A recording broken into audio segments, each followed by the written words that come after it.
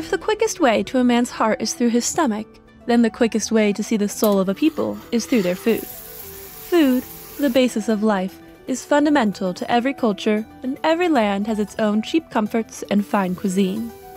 From the spider crab chowders with black parsley of the north, to wheat-based fry breads in the south, each culture has its own tastes based on the resources and traditions of their communities.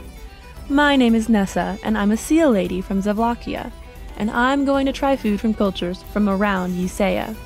So, if you're not already, please subscribe to the channel to follow me on my food journey across Yssaia.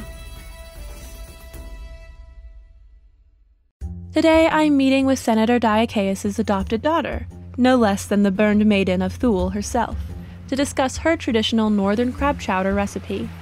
Please introduce yourself and describe what you're going to make for us today. Hello, my name is Yssaia the Magnia. The senator wanted me to show you how to make crab chowder, which is a traditional Sagan dish. To be clear, I'm not Sagan myself, but if that's what he wants, I can make the dish. Arlazar begins by taking us down to the shore. In the north, unlike our white marble and white sands, sandy beaches like this would be black or gray sand from the volcanic rock in the region. Their crabs are much larger too, to combat the cold, large enough to crack human skulls. The talented hunter quickly locates a white crab, burrowing in the sand. Fearlessly, she approaches, picks it up, and shoves it into a bag, deftly avoiding its pinchers. Normally we have to kill the spider crabs, I think is what you would call them, right on the beach, and we will cook them on the beach. But if you carry a dead crab, it goes bad fast, especially in this weather. In the north, when they go fishing in the winter, Arlazar tells me they can just leave the fish to freeze and then store it to eat raw later. But she also stressed that different villages have different traditions around the preparations of fish. She quickly discovered 3 more crabs and bags them, and we returned to the senator's house to cook. She dumps the crabs straight into a pot of boiling water to kill them, and she sings as soon as they're in. This is to measure the time until they are done. As she ends her song, she dunks it in ice water. Normally you could dunk it in the ocean. She removes the claws and carves out the gills before pouring the back fat into crab roe she prepared earlier this morning and mixing them. She simmers it in Ramat milk imported from the north, and chops death camoth bulbs, seaweed, and salt to add. Now I'm going to add flour slowly. I don't know how different it will taste with wheat flour instead of barley flour, but we can learn together. When it is thick enough, she serves it with the crab meat, talons, and freshly baked barley bread. Wow, this is so rich. This would certainly warm you up on a winter's day in the north. This reminds me of all the stories my colony told me of the Sagan folk. The crab is so soft, and the death camoth bulbs are a little like onion. They have that bite to them. Zare. Arlazar recommended I try genuine Novu Thulian cuisine, so join us as we swim north to try an imperial dish, Ramat tongue sandwich. Today, I visited the formerly noble house, House de Romanac.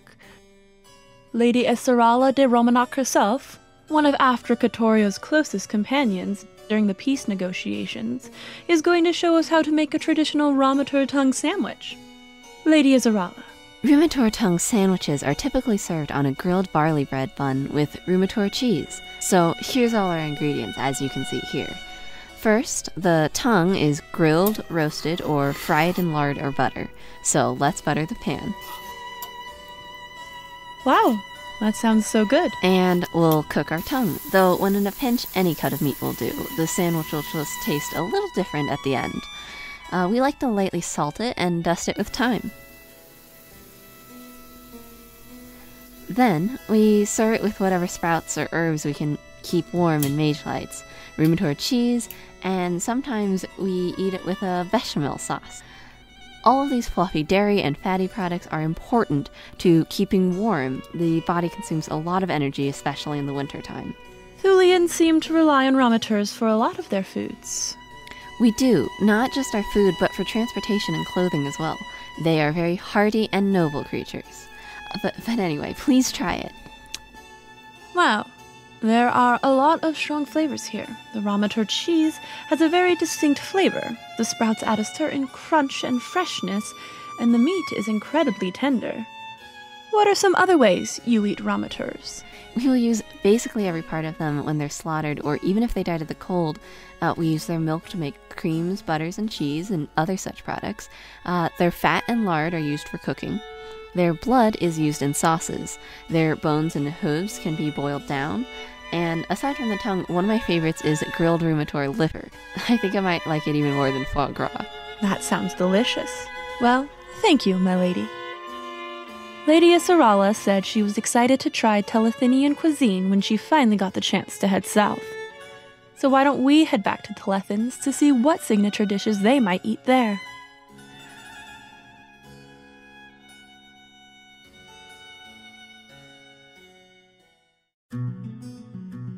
We're back in Telethins, and I'm visiting the Shrine of Telethins, the biggest shrine in all of Aftrokatoria, where we're going to meet with Yulia, the Cirrus herself, to learn what kind of meals are prepared for the Cirruses every day.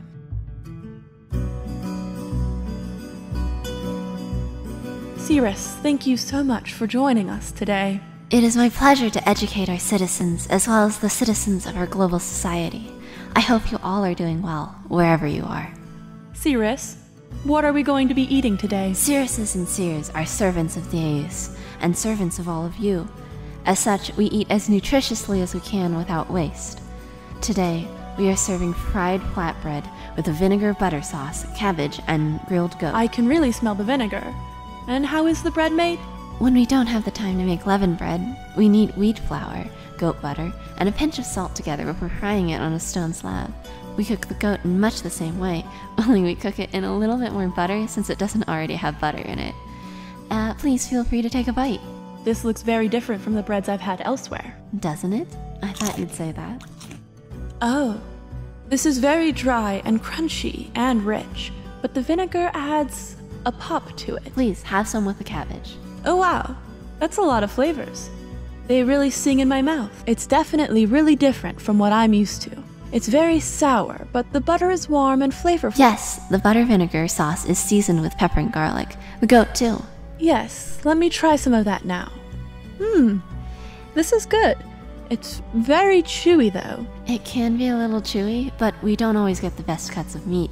It's still very rich, and it won't weigh you down in the heat. It's perfect for a beachside picnic. It would be perfect for that. And you eat this every day? This is a very common meal, but we try to have fruits or nuts or leaven bread when we can. From crab chowders to fry bread, the food traditions of Yssaia vary widely between regions. The tastes are all unique, but are all rich and colorful in their own ways. The north seems obsessed with staving off the cold, but in plenty of the south, sharp and varied flavors are the primary concern. More than any other aspect of culture, food is our identity. As they say, you are what you eat. What do you eat in your part of the world? And what does it say about you? Don't forget to learn about the geography of Yssaia and how some of these foods may have come into being based on where they are eaten in the world. Until next time.